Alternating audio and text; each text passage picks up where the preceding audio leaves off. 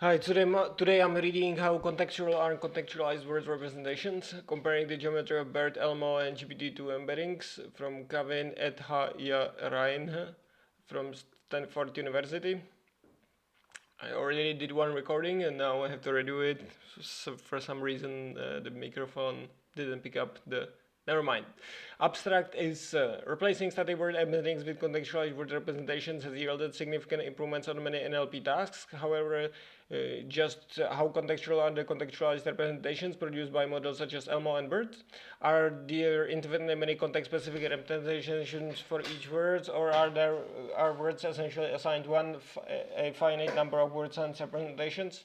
For one, we find that contextualized representations of all words are not isotropic in any layer of the contextualized model. While representations of the same words in different contexts still have great cosine similarity than those of different words, the self-similarity is much lower in upper layers.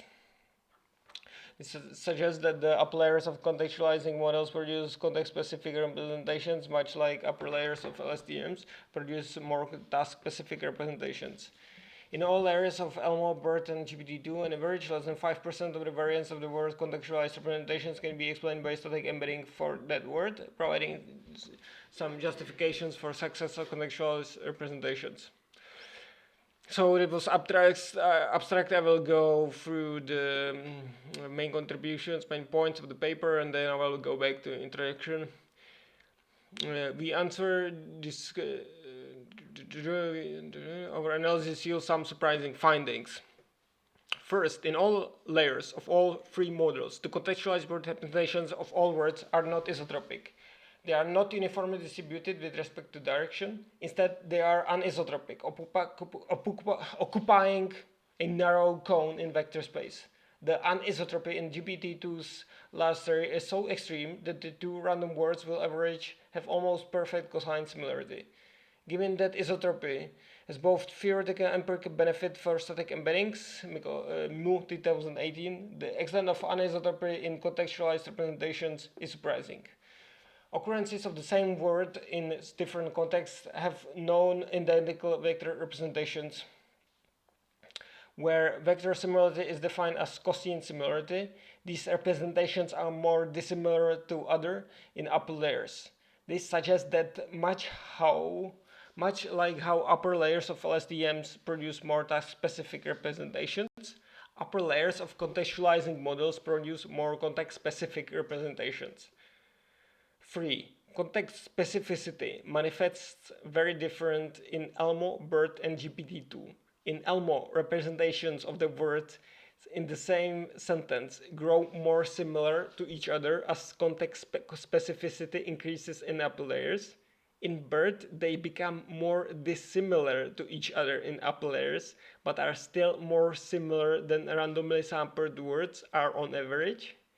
In GPT-2, however, the words in the same sentence are no more similar to each other than two randomly chosen words.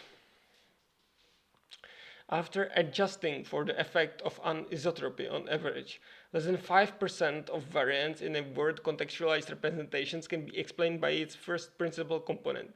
This holds across all layers of all models. This suggests that the contextualized representations do not correspond to a finite number of words and representations, and even in the best possible scenario, static embeddings would be a poor replacement for contextualized ones. Still, static embeddings created by taking the first principal component of the worst contextualized representations outperform GLOF and fast-text embedding on many weird benchmarks. And here, actually, this seems to be only true for BERT first layer, PCA created embeddings, and it's very much not true for GPT-2, which seems to perform badly. Right. Let's go through iteration fast. So embeddings were static. Mikov 2013, Pennington 2014. Yeah, so Mikov, did this contrastive learning. Pennington did these GLOF vector embeddings. More recent work. They have these deep neural models, right? And for example, ELMo, BERT, GPT-2, and they do contextualized representations because the words vectors are created together as a whole sentence, or more than one sentence, right? Using the transformer architecture, and they very much outperform the static embeddings. Okay, part of speech type. For example, this one is interesting. Transferable task agnostic properties of language. In fact, linear probing models trained on frozen contextualized representations can predict linguistic properties of words, for example, part of speech tags, almost as well as state-of-the-art models. That was done by Liu 2019, Hewitt and Manning 2019. Still, these representations remain poorly understood. How contextual are these representations actually? Are there infinitely many context-specific representations? BERT, ELMo, we answered this question by studying geometry and so on. Okay, related words, static embeddings, right? Skipgram and glove, they both do very similar to actually just coherent statistics, right? This Levy-Goldberg 2014.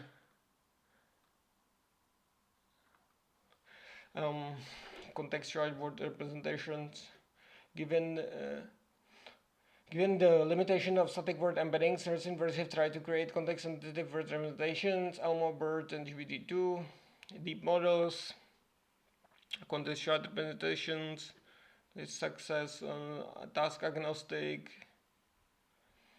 Right, ELMo is LSTM, bidirectional LSTM. BERT is bidirectional transformer, and GPT-2 is unidirectional transformer.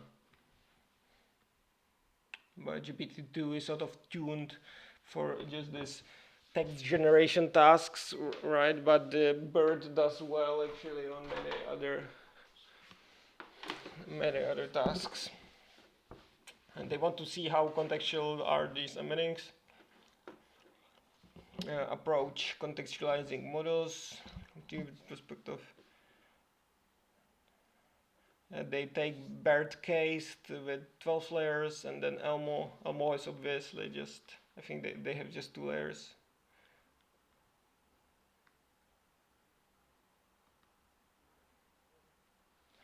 And layer 0 is not contextualized, making it useful baseline. Data. So the data, as a data they use to analyze contextual word representation, we need input sentences to fit in our pre-trained models. Our input data come from the eval semantic textual similarity tasks for years 2012, 2016. When we then use data set contain sentences which the same words appear in different contexts. For example, dog. A panda dog is running on the road. Or then there's other sentence, a dog is trying to get bacon off his back. So in dog in both sentences have different meanings, so it should have different embeddings.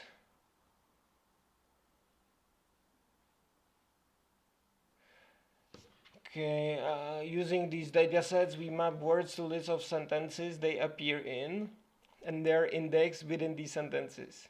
We do not consider words that appear in less than 5 unique contexts in our analysis. Measures of contextuality. So they use self-similarity and intra-sentence similarity and maximum explainable variance. So self-similarity, they use just the average of cosine similarity between the contextualized representations. They have these 5 sentences and they have 5 words, same word in all of them, and they then do average cosine between each 2, and that's the self-similarity measure. Then they have intra-sentence similarity, and so they look at average, or he looks at average cosine similarity between words representations and other and the sentence vector, where the sentence vector is average of the embeddings, contextualized embeddings of the sentence. Right. Then they have this explainable variance. Maximum explainable variance is a proportion of variance of words' contextualized representations for a given layer that can be explained by their first principal component. This gives us upper bound on how well static embedding could replace word contextualized representation. The closer the MEV is to 0, the poorer replacement by static embedding would be, right? Adjusting for anisotropy. Yeah, so what he noticed is that when he did these embeddings using these sentences, and then for GPT-2 he got vectors in general that were all in one sort of direction in the space, and that would mean, the self-similarity measure would be very would be inaccurate. So he tries to sort of adjust for this. Let me just read this. It's important to consider isotropy, or lack of thereof, when discussing contextuality. For example, if words were perfectly isotropic, that is directionally uniform, the self-similarity 0.95 would suggest that these representations were poorly contextualized. However, consider the scenario where the words vectors are so anisotropic that any words that have on average cosine similarity of 0.99. Then self-similarity of 0.95 would actually suggest the opposite, that the vectors representations were contextualized. Meaning that, well, here he says, this is because representations of the word in different contexts would on average be more dissimilar to each other than the two randomly chosen words. Yeah, so I guess you get that. If all the vectors the GPT-2 created were in this very narrow cone, then and most of them were even in the narrower cone, then this 9.5 similarity would actually be very, very contextual, very big difference in the context of GPT-2. So he does correction for this.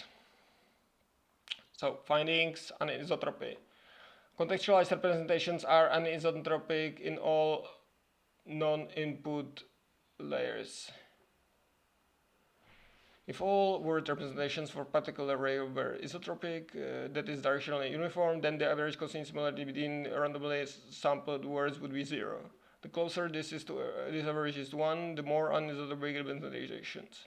The geometric interpretation of anisotropy is that the word representation occupy a narrow cone in the vector space rather than being uniform in all directions. The greater anisotropy, the narrower is the cone. As seen in figure 1, this implies that almost all layers of BERT and ELMo and GPT-2 representations of all words occupy a narrow cone in the vector space. The only exception is the almost immutable layer, which produces static character level embedding. Contextualized representations are generally more anisotropic in higher layers. As seen in figure 2, GPT-2, the average cosine similarity between uniform random words is roughly 0.6 in layers 2 through 8, but increases exponentially from layers 8 to 12. In fact, the word representation of GPT-2 in last order are so anisotropic that any two words on average an almost perfect cosine similarity. I think this in particular could be caused by the fact that he had some specific sentences from a data set, and maybe this data set was sort of not actually that random. Maybe all the sentences actually were sort of kind of similar, and maybe this is why he got actually some narrow cone as a result. And I would be interested in here. I hope it makes sense. What would happen if you would just feed random words which make no sense, no sentences, just nonsensical sequences of words to GPT-2, and now and at that point look at the isotropy, would he get some sort of isotropy? Is there some sort of cone of sentence making sense, and then outside of that cone it's just some kind of garbage? Maybe you could use actually this for maybe for sort of detection of the sentence making sense. I don't know, grammatical correctness. I don't know. Isotropy has both theoretical and empirical benefits for static word embeddings. In theory, it allows for stronger self-normalization during training, 2017 Aurora. In practice, subtracting the mean vector from static embedding leads to improvements on several downstream LMP tasks, new 2018. So that's why he suggests, maybe that high anisotropy is inherent to at least byproduct of process of contextualization, and in the end he suggests maybe it would be a good idea to actually make the embeddings isotropic in some way. Context specificity. Contextualized word representations are more context specific in higher layers.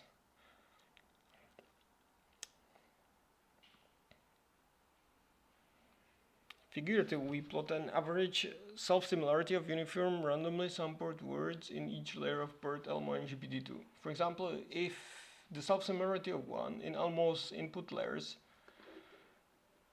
because the layer character level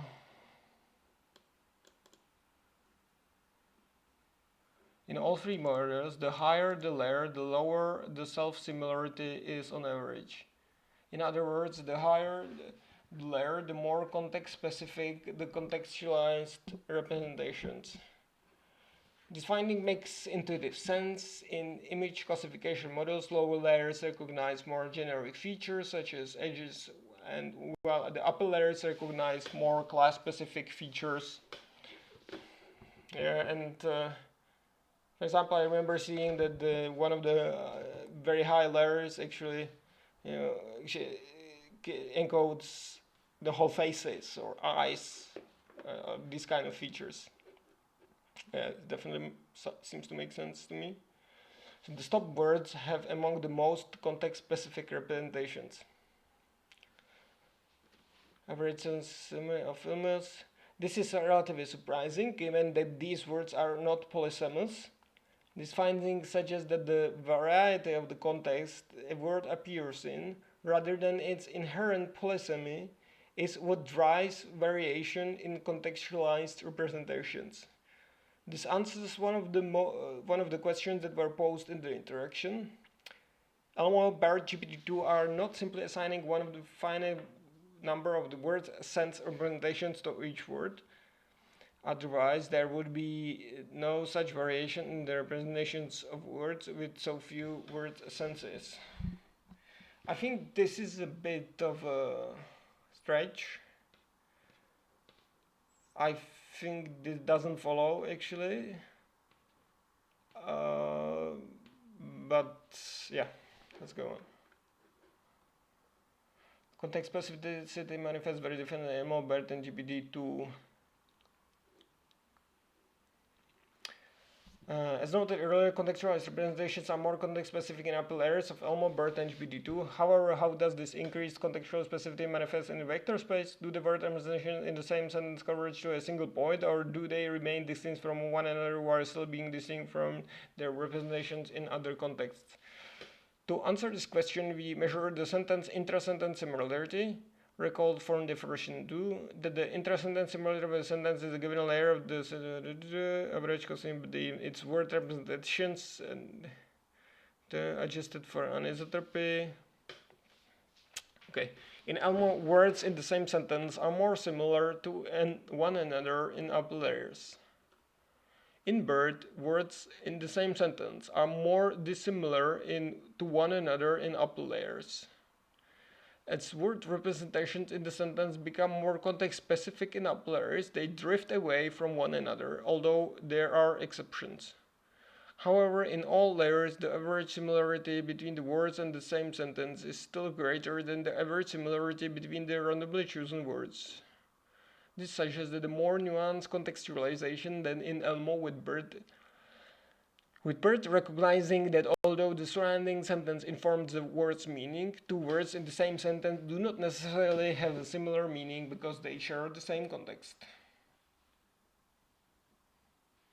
Yeah, I mean, it's interesting. Doesn't seem so surprising. In GPT-2, word representations in the same sentence are no more similar to each other than the randomly sampled words. On average, unadjusted intra-sentence similarity is roughly the same as an isotropic baseline, so it's seen in figure 3. The anisotropy adjusted intra-sentence similarity is close to zero in most layers of GPT-2. In fact, the intra-sentence similarity is the highest in the input layer, which does not contextualize the words at all. This is in contrast to ELMo and BERT, where the average intra-sentence similarity is above 0.2 for all but one layer. As noted earlier when discussing the BERT, this behavior still makes intuitive sense. Two words in the same sentence do not necessarily have a similar meaning simply because they share the same context. The success of GPT-2 suggests that, unlike anisotropy, which accompanies context specificity in all three models, the high intra-sentence similarity is not inherent from contextualization. The words in the same sentence can have highly contextualized representations without those representations being any more similar to each other than the two random words representation. I think, yeah, definitely, right? So if you look at the language model and task of GPT-2, so it looks at the past of the sentence, right, and tries to predict the next word. And with each new word, the prediction has to change largely, rapidly. When you say, this is A, and you are at this is, then, you cannot predict another is, or you cannot predict another this. You need to predict A or B or something. Yep. Static versus contextualized. On average, less than 5% of the variance in the word's contextualized representation can be explained by static embedding. Recall from the definition, maximum explainable variance. Yeah, so did he this PCA and look at how much it explains, and it's just 5%. Principal components of contextualized representations in lower layers outperform GLOF and FastText on many benchmarks. As noted earlier, we can create static embeddings for each word by taking first principal component BC of its contextualized representations in a given layer.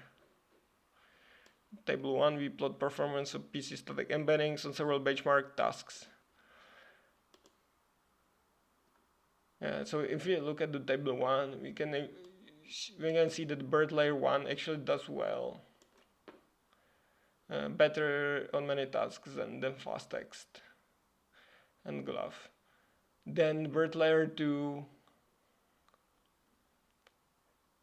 still does very well. BERT layer 3 seems to do worse. Again, a little bit worse than the layer 2. And BERT layer 3, there's not that much decline in quality.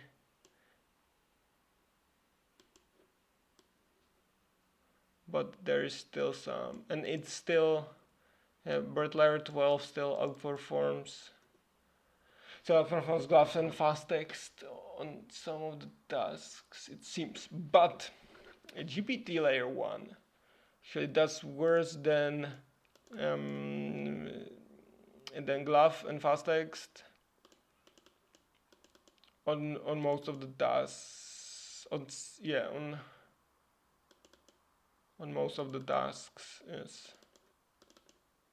Yeah, and here, when I asked on Twitter, the researcher, I hope I will find out, is that when he did this PCA, did he do also this isotropization after that? Did he take the average of all embeddings of all words in his vocabulary and remove that and get the the actual isotropic embeddings or not, because when he said that the GPT-2, all the words that he produced, embedding those sentences and taking those embeddings, have fallen actually in this very narrow cone, then if we just uses the vectors from this narrow cone, just just simplified by PCA, then I would expect that it's not gonna do well on some downstream tasks, right? So I think this isotropization maybe would explain why GPT-2 does so badly on all of these tasks. I would expect GPT-2 to do much better. Yeah, and I need to read more about what these tasks actually are. All right. With preferring PC static embedded future work. So here he suggests that isotropy has benefits for static embeddings. It may also have benefit for contextualized word representations. So adding anisotropy penalty to language modeling objective to encourage contextualized representations to be more isotropic may yield even better results. I think this is very good suggestion. I hope somebody tries this. And also here he suggests to actually create and distribute the embeddings from these high power models, and to sort of replace word2vec and GLAF and fast text, as we could still get high quality embeddings and do some very fast work, and not having to use these big models, and do better. So the conclusion in this paper, we investigated how contextualized word representations truly are. For one, we found that the upper layers of ELMo and BERT and GPT-2 produce more context-specific representations than the lower layers. This increase the context specificity is always accompanied by increased anisotropy. However, context specificity also manifests differently across three models. The anisotropy adjusted similarity between the words in the sentence is highest in ELMo, but almost non-existent in GPT-2. We ultimately found that after adjusting for anisotropy, on average, less than 5% of the variance in the words contextualized representations could be explained by static embedding. This means that even in the best case scenario, in all layers of all static models, static word embeddings would be a poor replacement for contextualized ones. These insights help explain some remarkable success that contextualized representations have had on diverse array of NLP tasks. Okay. That would be all. If you have any suggestions, any comments or anything, please let me know below the video. And thank you very much for staying up to the end.